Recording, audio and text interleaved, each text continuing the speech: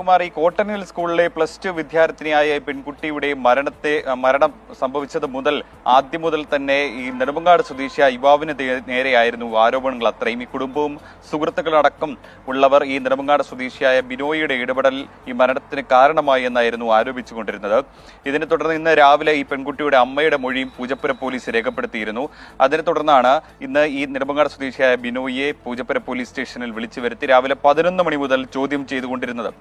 ഇതിനുശേഷം ഈ വീട്ടുകാർ ഈ പരാതി പോലീസിൽ പരാതി കൂടി നൽകിയതോടെയാണ് വൈകിട്ട് അറസ്റ്റ് രേഖപ്പെടുത്തിയത്. ഈ പരാതിയിൽ പ്രധാനമായും പറയുന്നത് സൈബർ ആക്രമണമല്ല മകളുടെ മരണകാരണം, ഈ ബിനോയിയുടെ ഇടപെടൽ ഉണ്ടെന്നാണ് കുടുംബം ആരോപിക്കുന്നത്. അങ്ങനെ ഒരു ഇടപെടൽ ഉണ്ടെങ്കിൽ അത് എന്താണെന്ന് കണ്ടെത്തണം.